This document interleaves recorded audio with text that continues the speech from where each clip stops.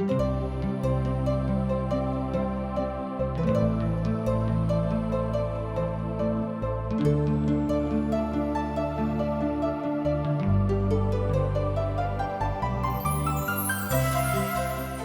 शास्त्र आध्यात्मिक मार्गदर्शन के प्रस्ताव के संग्रहण के रूप में परिपूर्ण अछि। हुनक उद्देश्य सब मानव इतिहास में परमेश्वरक योजना आ हुनक उद्देश्य के प्रकट करय के अछि। तहन पौलुस कहै छथि, सारी पवित्र शास्त्र परमेश्वर के प्रेरणा सँ रचल गेल अछि आ सिखाबऽ के लेल, ताड़ना देबऽ के लेल, सुधारऽ के लेल आ धर्म के शिक्षा के देबऽ के लेल उपयोगी अछि। मुदा जे केओ परमेश्वर के अछि वह नीक रहैत आ सब नीक काजों के लेल सुसज्जित छी। आ आशाक इजोत कार्यक्रम के यह लक्ष्य अछि कि ई सब बातों में अहाँ सब के दिशा निर्देश दियौ। आशा के इजोत मैथिली कार्यक्रम में हम एक बेर और अहाँ के अभिनंदन प्रभु यीशु मसीह के मीठ आ पवित्र नाम से कह रहल छी। भजन 116 पवित्र पोथी के बड़ महत्वपूर्ण हिस्सा आ भजन अछि। पवित्र पोथी के महान जानकार लोग सब एहि भजनों के 23 भजनों के बाद दोसर महानतम भजनों के संज्ञा देने छथि। धन्यवाद दियौन ए बातक लेल प्रभु का जे ओ सब एहि तरह के बात प्रभुक वचनक विषय में सोचैत छथि। तहन एहि भजनों के मनुख दुखी अवस्था में सेहो गाबि सकैत छथि आर प्रताड़नाक अवस्था में सेहो गाबि सकैत छथि। आ जहन मनुख खूब उन्मादित भ क प्रभुक लग आबैत छथि, अहू काल में संपूर्ण हृदय के साथ एहि भजनक गाबि सकैत छथिन। बहुत लोक एहि भजनक प्रेमक भजन सेहो कहैत अछि। बड़ सामान्य भजन अछि, मुदा ई भजन प्रेमक भजन अछि, कियाक त एहि भजन में प्रभु यीशु मसीह के भविष्य काल में उठाबऽ वाला तकलीफों के विषय में बखान करैत अछि, जहन ओहि संसार में आबि क मनुख जाति के लेल दुख उठौता। अहाँ का स्मरण होइत कि ई काज ओहि काल में हुआ वाला रहे। इब्रानियों के पोथी तकर 12 अध्याय तकर 2 पद एहि भजनों के तथ्यक और बेसी मजबूत क दैत अछि, कियाक त ओ पछला रात में एहि भजनक बड़ आनंदित भ क गौने रहथि। ई भजन भविष्य के विषय में गाबैत अछि आ धर्मी लोकक छोड़बाक बात सेहो करैत अछि। जहन के ओ महाक्लेशक काल में परमेश्वरक गुणानुवाद परमेश्वरक इच्छा के अनुसार हुनक प्रकाशता के अनुसार करैत छथि, ओहि काल में हमरा सब सेहो एहि भजन से खूब आशीष प्राप्त क सकलहुँ हैं। एहि बातक अहाँ देख सकैत छी 1 पद से ल क 5 पद में। एहिठाम एहि तरह बतायल गेल अछि। 6 पद से ल क 13 पद में परमेश्वर और हुनक सहायता करबा के विषय में बतायल गेल अछि। तकरा बाद 14 पद से ल क 19 पद में परमेश्वरक पवित्र इच्छा पूरा करबा के विषय में ई भजन कहैत अछि। एहि तरह हमरा लोकनि देखलहुँ हैं कि एहि भजनों का हमरा सब मुख्य रूप में 4 भाग में विभाजित क सकैत छी।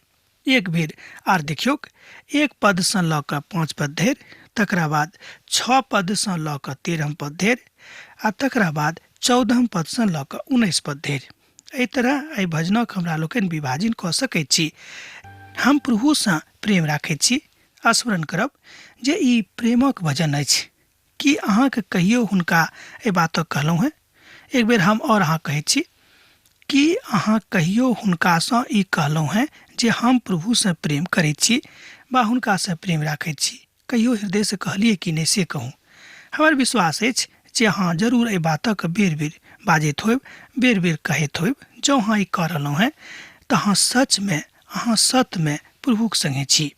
हे प्रेम राखैत छी, एहि बातक ओहिठाम बतायल गेल अछि। हम राखैत छी, की राखैत छी तऽ प्रेम राखैत छी, कारणे यहोवा हमर गिड़गिड़ाहट के सुनने छथि।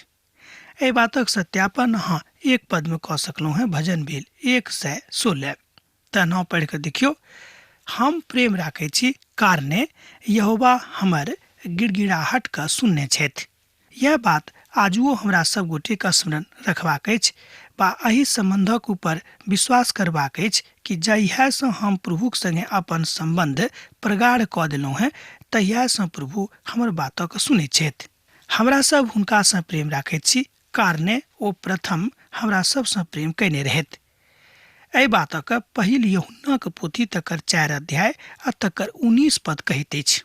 तकरा बाद पहिल पत्रसक पोथी तकर 1 अध्याय आ तकर 18 पद सेहो एही प्रकारक प्रेमक विषय में बखान करैत अछि। प्रभु यीशु मसीह सिमोन पतरससँ कहलनि कि अहाँ हमरासँ प्रेम राखैत छी। ध्यान दियौ, प्रभु यीशु मसीह सिमोन पतरससँ कहलनि कि यौ अहाँ हमरासँ प्रेम राखैत छी। यूहन्नाक पोथी तकर 21 अध्याय आ 15 पद से लऽ कऽ 17 पद में एहि घटनाक्रमों के विषय में बखान मिलैत अछि। एही बातक बखान हमरा लोकनि और एकठाम देख सकैत छी। ओ थिक प्रकाशित वाक्यक पोथी तकर 1 अध्याय आ तकर 5 पद में एही बातक ओतौ बतायल गेल अछि। ओ अपन प्राण दऽ कऽ हमरा सब गोटे के छोड़ा लेलखिन। प्रकाशनक पोथी तकर 3 अध्याय तकर 9 पद सेहो एही बातक कहैत अछि। आब एहि सबटा बातक तऽ यह निष्कर्ष निकलैत अछि जे ओ हमरासँ बड्ड प्रेम राखैत छथिन, अर्थात ओ प्रेमी परमेश्वर छथि। ई हमरा सब प्रभुक प्यारक बदला में मुदा हुनका की दैत छियनि? एकटा प्रश्न अछि। हमरा सब प्रभुक प्यारक बदला में, हुनक प्रेमक बदला में हुनका की कहियो किछु देलियनि हैं? प्रभु चाहैत छथि जे अहाँ हुनका किछु दियौक। की दऽ सकैत छी हमरा सब प्रभुके? अहाँके मालूम हैत, हमरो मालूम अछि। हमरा सब हुनक स्तुति कऽ सकैत छी, हुनक बड़ाई कऽ सकैत छी। हे प्रभु, अहाँके स्तुति होइक, अहाँके बड़ाई होइक। हे प्रभु, अहाँ महान छी। मृत्युक रस्सी हमरा चारो दिस छल। ध्यान दियौक, मृत्युक रस्सी हमरा चारो दिस छल। हम अधलोकक सकेती में पड़ल छलहुँ हैं। हमरा संकट और शोक भोगऽ पड़ल। एहि बातक अहाँ एहिठाम 3 पद में देखैत छी। भजन भेल 116। ई क्रूसक ऊपरक अर्थात एहिठाम क्रूसित प्रभु यीशु मसीह के वेदना के देखायल गेल अछि। जहन प्रभु यीशु मसीह सूली पर चढ़ि कऽ एहि बातक भोगि रहल छलाह, किनका लेल? तऽ हमरा लेल और अहाँके लेल। एहि बातक एहिठाम भजनकार कहैत छथिन, ओ हमरा सभक लेल अपन प्राण दऽ देलखिन। तहन हम यहोवा से प्रार्थना कैलहुँ हैं जे हे यहोवा, हमर प्रार्थना के सुनि कऽ हमर प्राणक बचा लिअ। भजन 116 पद 4। ओ प्रभु से सोर पड़लाह, हमरा बचाऊ, आ हुनक प्रार्थना सुनल गेलनि। यहोवा अनुग्रहकारी आर धर्मी छथि। ध्यान दियौ, यहोवा अर्थात परमेश्वर अनुग्रहकारी आर धर्मी छथि, आर हमर परमेश्वर दया करऽ वाला छथि। एहि बातक अहाँ पद 5 में देख सकैत छी। भजन भेल 116। प्रभु दयालु तऽ छथि, मुदा ओ धर्मी सेहो छथि। ओ अनेरे केकरो ऊपर एहि तरहक कोनो प्रताड़ना के नहि आनैत छथि जकर अधिकारी ओ मनुख नहि अछि। अर्थात परमेश्वर एहि संपूर्ण बातक ऊपर, संपूर्ण ब्रह्मांडक ऊपर महारथी छथि। हुनकासँ बढ़ि कऽ और दोसर केओ महारथी नहि भऽ सकैत छै, कियाक तऽ संपूर्ण सृष्टि हुनके द्वारा रचल गेल छनि। परमेश्वर सहायता करैत छथि। यहोवा नीक लोकक रक्षा करैत छथि। आ जहन हम बलहीन भऽ गेल छलहुँ हैं, ओ हमरा उद्धार कयने रहथि। ध्यान दियौक, यहोवा नीक लोकक रक्षा करैत छथि। आ जहन हम बलहीन भऽ गेल छलहुँ हैं, ओ हमर उद्धार कयने रहथि। हे हमर प्राण, अहाँ विश्राम स्थान में घुरौ, कियाक तऽ यहोवा अहाँके उपकार कयने छथि। एहि बातक हमरा सब एहिठाम देखैत छी। भजन 116 पद 6 और 7 में, हे हमर प्राण, यहोवाक संगे रहूं और अपन भाव के, अपन महिमा के बताबैत रहूं। हे हमर प्राण, अपन बातक बता सकैत छी। हमर उद्धारक कटोरा उठा कऽ यहोवा से प्रार्थना करब। एहिठाम भजनकार कहैत छथि कि हम उद्धारक कटोरा के उठा कऽ यहोवा से प्रार्थना करब। भजन भेल 116 पद 13। एहिठाम फसह पबनी के आबि रहल अछि, आ तकरा एहिठाम दर्शायल गेल अछि कि फसह के पबनी अबैया अछि, आर प्रभु यीशु मसीह ऊपरका कोठरी में अपन लोकक बीच में बैस कऽ कथा कऽ रहल छथि। एहि तरह हमरा लोकनि देख सकैत छी कि प्रभु यीशु मसीह भजनक के पोथी में तमाम जतेक भजन अछि, सब में हुनक नाम छनि। यह बात हमरा सब जहन एहि पोथीक अध्ययन आरंभ कयने छलहुँ हैं तऽ हम अहाँके बाजने रहौं जे भजनक पोथीमे लगभग जतेक भजन अछि ओहि सबमे प्रभु यीशु मसीह कतौ ने कतौ छथि और विश्वासक कर्ता और सिद्ध करय वाला यीशुक दिससँ ताकैत रहूँ। एहिठाम देखियौ बतायल गेल अछि और विश्वासक कर्ता और सिद्ध करय वाला यीशुक दिस ताकैत रहूँ, जे ओहि आनंदक लेल जे हुनका राखल रहैक, लज्जाक कोनो चिंता नहि कऽ कऽ क्रूसक दुख सहि लेलै और सिंहासन पर प्रभुक दहिना कांत बैस गेलाह। एहि बातक हमरा लोकनि देखै छी इब्रानियों के पोथी तकर 12 अध्याय आ तकर 2 पद में। ई ऊपरका कोठली के वार्तालाप अछि, जेना हम अहाँके बाजने छलहुँ कनि काल पहिने कि ऊपरका कोठरी के ई बात अछि, अर्थात एहिठाम प्रभु यीशु मसीह ऊपरका कोठली में अपन शिष्य सभक साथ वार्तालाप गपशप कऽ रहल छथि। परमेश्वर पवित्र छथि तकरा विषय में हमरा लोकनि अब आगाँ देखबेक। आ यह भजन आखिरी प्रभाग में अर्थात भजनक आखिरी प्रभाग में लऽ कऽ हमरा लोकनि आबि गेल छी। आ यह कहैत अछि जे परमेश्वर भला छथि, हुनक पवित्रता बड्ड नीक छनि, अर्थात ओ महानतम पवित्र पवित्र पवित्र यहोवा परमेश्वर छथि।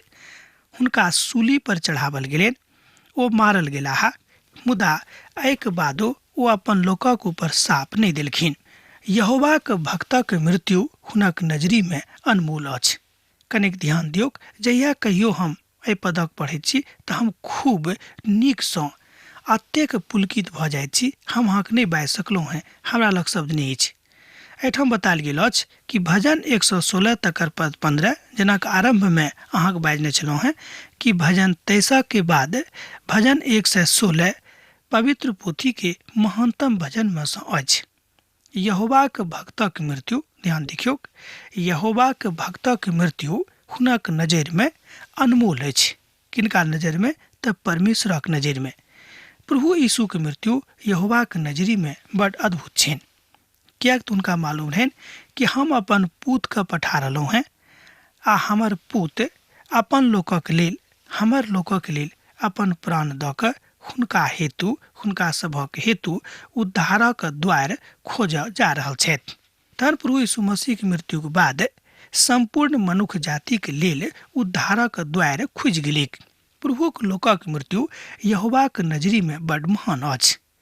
हे यहोवा सुनू, हम तऽ अहाँक दास और अहाँक दासी के पुत थिकौं हैं, अहाँ हमर बंधन के खोलि दिअ। एहि तरह परमेश्वरक पवित्र वचन एहि बातक एहिठाम पराकाष्ठा के दृष्टि सँ बताबैत अछि। हम अहाँके धन्यवाद बलि चढ़ायब और यहोवा सँ प्रार्थना करब। एहि बातक 16 और 17 पद में देखैत छी, भजन भेल 116। प्रभु अहाँके मात्र यह चाहैत छथि, अर्थात प्रभु अहाँ से मात्र एतबे चाहैत छथि कि अहाँ हुनक गुणानुवाद करैत रहियौक। भजन 116 अधिकारी के विषय में बताबैत अछि। इहो एकटा हालेलुया परमेश्वरक सार्वभौमिकता के विषय में बताबैत अछि। ध्यान दियौ, भजन 117 परमेश्वरक सार्वभौमिकता के बड़ाई करैत अछि, सार्वभौमिकता के स्वरूप के बताबैत अछि। ई हालेलुया के कड़ी के एकटा भजन अछि, मुदा ई हालेलुया भजनक कड़ी के एकटा छोट हिस्सा सेहो थिक, अर्थात हालेलुया भजनक कड़ी के एकटा कड़ी थिक। एहि कड़ी में हमरा सब देखै छी 113 भजन से लऽ कऽ 118 भजन धरि। यह अनुभाजन इस्राएली राष्ट्रक के पबनी में गावल जाइत रहैक, अर्थात एहि भजनक ओहि अवसर पर गावल जाइत रहैक। पेंतीकोस्तक पबनी पर आ झोपड़ी के पबनी पर आ फसह के पबनी के ऊपर सेहो एहि भजनक लोग गाबैत रहथि। 7 बेर एक गोटे से लऽ कऽ दोसर गोटे के लग 7 बेर आनल जाइत रहैक, तऽ एहि हिसाबे एहि भजनक सेहो ओतऽ गावल जाइत रहैक। किछु विद्वानक मत छनि जे भजन 113 आर भजन 114 भोजनक पूर्व, अर्थात प्रभु यीशु मसीह जे भोजनक पूर्वक काल रहैक तकरा गाबैत अछि, अर्थात ओहि के पहिने गावल गेल रहैक।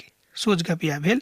और भजन 117 और भजन 118 भोजनों के बाद, अर्थात पसह के पबनी के भोजनों के बाद गावल जाइत रहैक। अब हाँ जान जाब जे ई इंतजाम पिता परमेश्वर अपन लोकक लेल ओहि काल में केने रहथि। यह एकटा बात हुनको सभक मन में रहनि कि परमेश्वरक वचनक हमरा लोकनि शुद्ध रीतिसँ गाबि सकैत छी, शुद्ध रीतिसँ सीख सकैत छी। मत्तीक रचल सुसमाचार तकर 26 अध्याय आ तकर 30 पद एहि बातक ऊपर अपन मंतव्य दैत अछि। आ तहन ओ सब भजन गाबि कऽ जैतूनक पहाड़ पर गेलाह। एहि बातक अहाँ एहिठाम देखैत छी मत्तीक रचल सुसमाचार तकर 26 अध्याय आ तकर 30 पद में। भजन 117 मात्र छोट भजन नहि अछि, मुदा ई पवित्र पोथी के सबसँ छोट अध्याय सेहो अछि। एहि तरह हमरा लोकनि देखैत छी कि एकटा खतरा ताहिमे अछि कि हमरा सब जँ एकरा छोट बुझि जेबैक तऽ बड्ड तकलीफ, बड्ड खराब काज करबैक। आ एहि बातसँ प्रभुके बड्ड तकलीफ सेहो हेतनि, किएक तऽ प्रभुके कोनो वचन हुनका नजरिमे छोट नहि थिक। हे जाइत जाइत के आर समस्त राष्ट्रक लोग प्रभुके स्तुति करूं, हे राज राजाक सब लोग हुनक प्रशंसा करूं। 117 भजन के 1 पद।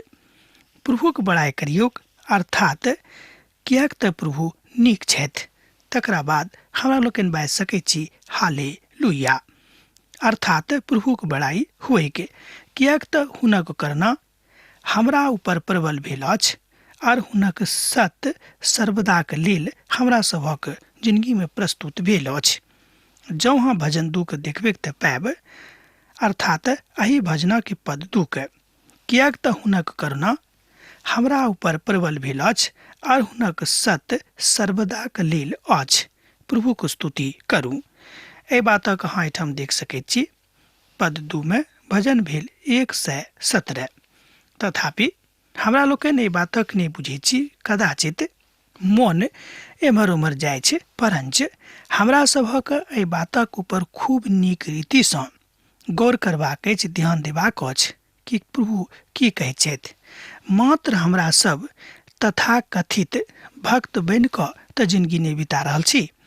ई एकटा बड्ड पैघ प्रश्न भजनकार एहिठाम आबि कऽ हमरा सभक सन्मुख में राखि दैत छथिन।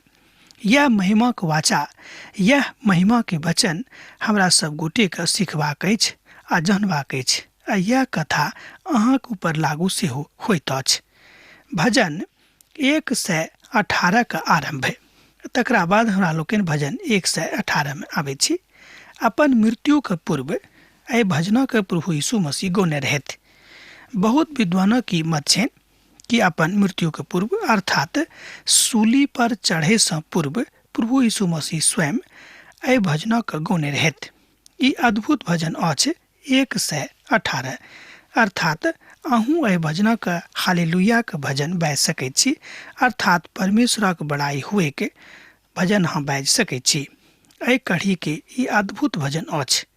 प्रभु अपन आखिरी राति में अपन शिष्य लोकक संगे एहि भजनक गौने रहथि, किएक तऽ ओ ऊपरका कोठरी में ओहि काल में छलाह। राति भऽ गेल रहैक, नीक सुगंधित वातावरण सेहो बनि गेल रहैक, किएक तऽ स्वयं पिता के पुत्र ओतऽ अपन शिष्य सभक बीच में विराजमान छलाह। आ दुखक वातावरण सेहो आगाँ पसरि गेल रहैक, किएक तऽ हुनक शिष्य में सँ एक गोटे हुनका धोखा देबाक उपाय सोचि नेने रहथि। तकरा बाद में हमरा लोकनि किछु बाजैत देखैत छी। घटनाक्रम एहि तरह छलै, जेना हमरा लोकनि जानैत छी कि प्रभु यीशु मसीह बाद में कहलनि कि अहीं में से एक गोटे हमरा पकड़वा देब आर हम पकड़वा जायब, आर तकरा बाद वो हमरा मृत्यु के दंड देते और हम सूली पर चढ़ा कर मारल जायब आ तकरा बाद तेसर दिन उठ जायब। किएक तऽ अहाँ सभक विश्वास जाय बात से सन्निहित रहेक बा मजबूत रहेक। घटना छल ई रोटी और दाखरसक लऽ कऽ एहि बातक बजलाहा जे हमरा स्मरण में यह सब अहाँ सब करैत रहब। एहि बातक कनेक ध्यान दे के देखियो कि प्रभु की आखिरी भोज हुनक शिष्य सभक संगे रहन आर ओ रोटी उठा कऽ कहलनि कि जहिया कहियो हमरा स्मरण करब तऽ एही रीति से करैत रहब। पुरना नियमक शिक्षाक अनुसार ई बाजल जा सकै छै जे एकटा मेमना हमरा सभक लेल बलि चढ़ावल जा रहल छथि, अर्थात मनुष्य जाति के उद्धारक लेल परमेश्वरक एकटा पवित्र मेमना बलि के मेमना बनि कऽ एहि संसार में आबि रहल छथि और ओ बलि बनि कऽ चढ़ावल जा रहल छथि। मुदा सुसमाचारक रिकॉर्डक मुताबिक एहि तरहक कोनो बात हमरा सभक दिखाई नहि पड़ैत अछि। मात्र रोटी और दाखरस हमरा लोकनि ओतऽ देखैत छी। ई दाखरस कोनो खास फलक रस रहिके ई एकटा नहि छल, मुदा कारण बहुत भऽ सकैत छै। मुदा एकटा फलक रस छलैक जे ओ अपन शिष्य सभक संगे मिलकऽ ओहि पबनी के अवसर पर खाइत रहैत। मेमना तऽ ओतऽ स्वयं उपस्थित छलैक। हम एना बुझैत छी कि मेमना तऽ ओतऽ स्वयं उपस्थित छलाह, अर्थात पिता के पूत प्रभु यीशु मसीह। किएक तऽ पवित्र शास्त्र बाइबल कहैत अछि कि पिता के पूत एहि संसार में आबि कऽ अपन प्राण अपन लोकक लेल देतैक, और परमेश्वर के पवित्र मेमना छथि। एहि बातक हमरा लोकनि सुसमाचार में सेहो देखैत छी, जहन ओतऽ एहि तरह बाजल गेल अछि कि देखियौ ई परमेश्वरक पवित्र मेमना छथि जे संसारक पाप के हरि लैत अछि। एहि तरह एहि बातक हमरा लोकनि उदाहरणार्थ देख सकैत छी। आ ई भजन हमरा सभक मत्तीक रचल सुसमाचार तकर 26 अध्याय के 30 पद में बताबैत अछि। आ पुनः ओ भजन गाबि कऽ जैतून पहाड़क ऊपर गेलाह। तहन एहिठाम हमरा लोकनि बाजि सकैत छी कि प्रभु यीशु मसीह एहि भजन के गौने रहथि। मत्तीक रचल सुसमाचार तकर 26 अध्याय तकर 30 पद एहि बातक सत्यापन करैत अछि। आ पुनः ओ भजन गाबि कऽ जैतूनक पहाड़क ऊपर गेलाह। प्रभु यीशु मसीह परमेश्वर के मेमना थिकाह। उद्धारक कटोरा हुनका लग में छनि। आ प्रभु कहलनि, हम अपन पिताक राज में अहाँक संगे एही कटोरा के पीहब। ओ सोनी तक अपन प्राण दऽ कऽ, अर्थात अपन सोनी तक बहा कऽ एहि बातक ओ साबित कऽ देलनि, एहि बातक ओ प्रतिष्ठित कऽ देलनि कि हम मनुख जाति से खूब प्रेम राखैत छी, अथाह प्रेम राखैत छी। जाहि प्रेमक मनुख जँ बुझता तऽ कतेक नीक भऽ जेतैक। आ पिता परमेश्वर एहिके लेल मनुखक बुझबैके लेल ई बात कऽ देलखिन। मुदा बहुत केओ अखनो छथि जे एतेक सरल बातक नहि बुझि रहल छथि। यहोवाके धन्यवाद करियौक, किएक तऽ ओ नीक छथि और हुनक करना सैद घड़ीके लेल अछि। इसराइल बाजेक जे हुनक करना सैद घड़ीके लेल अछि। हारूनक घराना बाजेक जे हुनक करना सैद घड़ीके लेल अछि। एहि बातक अहाँ एहिठाम देखैत छी। 1 पद सँ लऽ कऽ 3 पद में भजन भेल 118। एहि तरह हमरा लोकनि परमेश्वरक वचनक अध्ययन में बहुत नव नव बातक सीख रहलहुँ हैं, बहुत आत्मिक बातक सीख रहलहुँ हैं जे हमरा सभक जिंदगी के लेल बड़ आवश्यक अछि। आ हम तऽ कहब जे ओ सदा कालक लेल अहाँक संगे छथि। तैं कहियौक कि हे प्रभु यीशु मसीह, अहाँक करुणा हमरा संगे सैद घड़ी के लेल रहेके। अहाँक प्रार्थना बा हमर प्रार्थना यह रहेके। यहोवाक डरवैया जतेक लोग छथि, अर्थात परमेश्वर सँ डराबै वाला जतेक लोग छथि, हुनका लेल ई महान बात अछि जे हुनक करना सदा के लेल अछि। एहि तरह एहिठाम बातक बतावल गेल अछि। हम सकेती में परमेश्वरक शोर पाड़लहुँ हैं।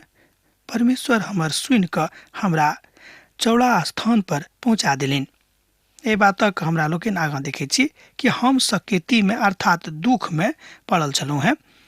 परमेश्वरक जहन हम शोर पाड़लहुँ तऽ परमेश्वर हमर शोरक सुनि कऽ हमरा चौड़ा स्थान पर पहुँचा देलथि। एहि बातक अहाँ देख सकैत छी एही भजनक के 4 आ 6 पद में। यहोवा हमरा दिस छथि, हमरा दिस छथि, हम नहि डरायब, मनुख हमर की कऽ सकैत अछि। एहि भजनक अहाँ 4 सँ लऽ कऽ 6 पद में एहि बातक देखैत छी। यह ओ भजन अछि जाहि भजनक हमर प्रभु यीशु मसीह गौने छलाह।